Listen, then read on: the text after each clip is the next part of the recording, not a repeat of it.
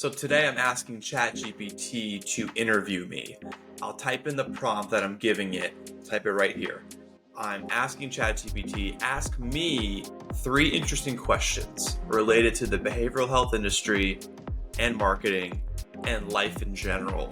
And so I hope this is a good thought exercise and a good speaking exercise on the spot of how to organize and sort of materialize my thoughts on certain things. So we'll see how it goes. First question was about the behavioral health industry.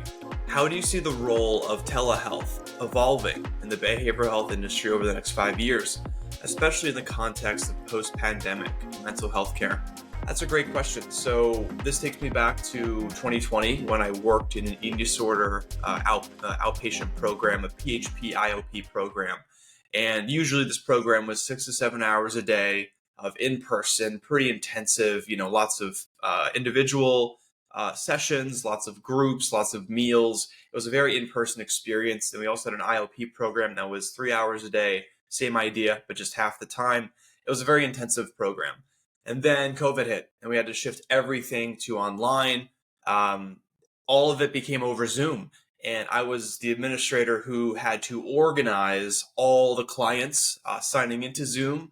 I had to have separate links for the different tracks for the adolescent and the adult tracks. And it was a mess at first, trying to get all these different breakout rooms and get the therapists and get the clients all kind of up to date and informed on how we did things. And so I was there on the front lines really with the shift to telehealth in an intensive PHP IOP program, which was pretty gnarly.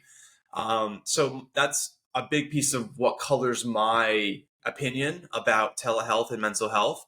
Now, I use telehealth for an outpatient therapy myself. I have a therapist who I speak to and I visit virtually every 2 weeks. So what I will say about telehealth and mental health in general is it can be really good for maintenance, for real, lower level of care treatment. I think telehealth is perfect. It's efficient. It reduces time and money and resources for everybody, for the client and for the therapist. So on that front, I think it's extremely useful and efficient and awesome. However, it should not be a substitute for a high level of care, as I saw firsthand. There still will be cases that require crisis care, intensive care, more acute settings, and in no way do I think that telehealth really does that justice.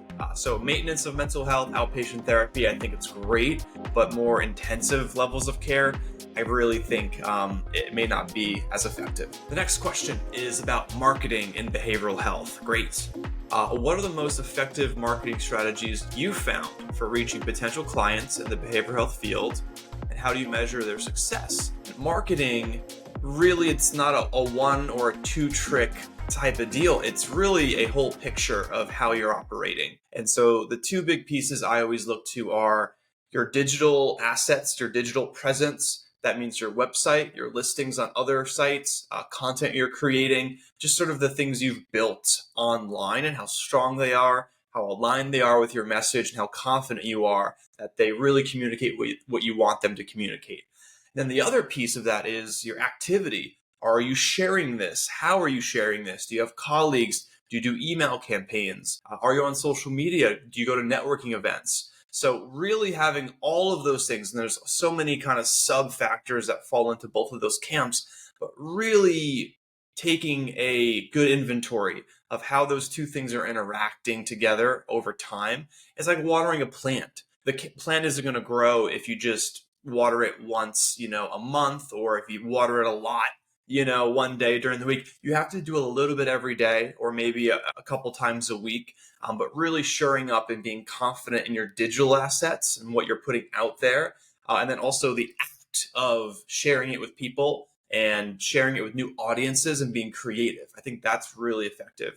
And now how do you measure success? And that's something I think can be debated across what your goals are. Just, I would say for any therapist, private practice therapist, I think a big driver of success is who are the type of clients you're attracting, right? You can get a lot more clients and fill your caseload and be busy, which is great. I would say even more than that, from what I hear, is you want clients that really align with your modalities, that become good partners, that are really good fits for you and what you're trying to do. I think finding those clients, the best fit clients, I think is really a good measure of success, because you know that your message is out there effectively, it's resonating with the people that you want, your audience, and they're coming to you and looking for treatment from you. And the last question here is about personal development.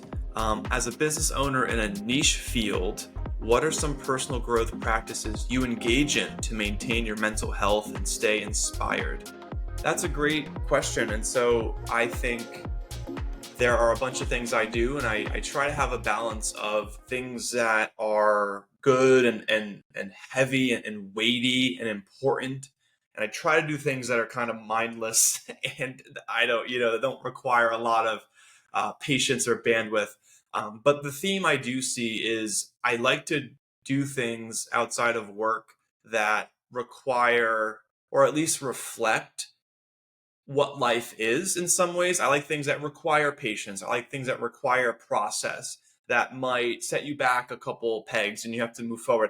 Some examples, I do yoga pretty frequently. I like to run. I meditate. I have a garden and plants and stuff that I really like to tend to. And so all of these things take time. All of these things are not instant gratification practices. I really like to sit in the process and see things grow and see things improve over time and progress. So for me, that's rewarding, and that's something that I think I can tie into my business and take lessons from in my business and the rest of my life. With that being said, of course, there's times spent on my phone. There's times, spent watching TV and Netflix, obviously. And I think, it's a little counterproductive to just fully have all these activities and hobbies that are completely bandwidth consuming and are completely mindful. I think it's okay, obviously, to watch TV, to be a little mindless sometimes, to really turn your brain off and allow yourself to be unconscious from time to time. But I really do find a lot of value in the conscious activities of yoga and planting a garden and sort of really tuning in to the needs of yourself, the needs of plants, and really learning and allowing those kinds of activities to reflect back to you what it's teaching you about yourself and about life. Thanks for listening. This was an exercise again in me trying to formulate some thoughts on the spot, think of some good answers, keep my brain kind of sharp. So if you guys are a therapist, if you're an independent business owner, if you do content or anything like that online, I would use ChatGPT just to kind of keep the gears nice and sharp, and use this as a prompt, because sometimes when you're just trying to create something, having a prompt and having that first step really helps getting things going. So hope you enjoyed some of the thoughts today.